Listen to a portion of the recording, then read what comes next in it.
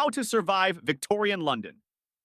The streets of Victorian London were alive with the pulse of industry and the shadows of hardship. For those who thrived, wealth meant grand estates, fine carriages, and evenings at the opera. But for the vast majority, survival was a daily battle against hunger, disease, and the ever-present specter of poverty. Chapter 1.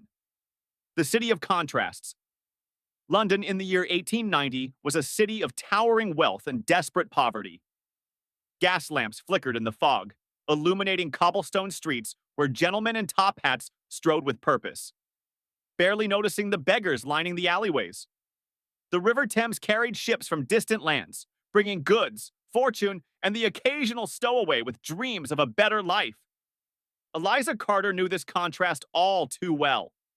Born into a family that had once had means, her father's untimely death and the subsequent loss of their savings had thrust her into the brutal underworld of survival. At 17, she wandered the streets, selling matches by the docks, hoping to make enough coin to keep herself and her younger brother Samuel alive. Chapter 2. The Fog of Despair. Samuel coughed violently as they sat under the archway of an abandoned warehouse. The thick London fog curled around them, bringing with it the scent of damp wood and the stench of the river. Medicine was a luxury Eliza couldn't afford. "Here, Sam, eat this," she said, handing him the last crust of bread from their stash. "You should have it," Samuel murmured, his voice hoarse from cold and sickness. Eliza shook her head. "You need to keep up your strength." But strength was hard to come by in Victorian London. Workhouses loomed as the only salvation for the poor, but they were notoriously brutal. Families were separated, and those who entered rarely left unscarred. Chapter 3. A Dangerous Gamble. There was only one option left. The dangerous streets of Whitechapel, where the desperate sought refuge in crime.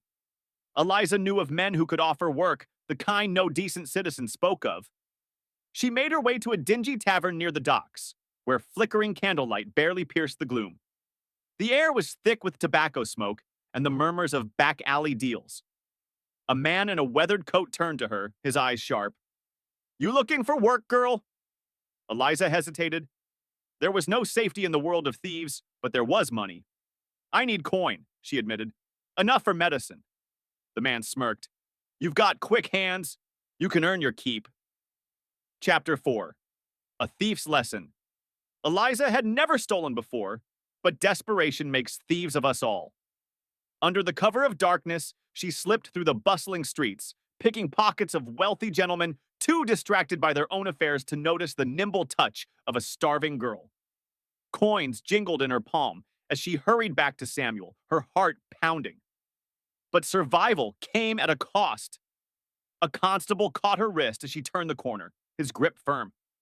"I knew you were trouble," he growled. Eliza twisted free, sprinting into the maze of alleyways. She had learned her first lesson. London was ruthless, and only the clever survived. Chapter 5. Finding Salvation. Weeks passed, and Eliza honed her skills. She learned the art of deception, how to read the movement of crowds, how to disappear into the mist when needed. She wasn't proud of what she had become, but survival was its own morality. Then fate intervened.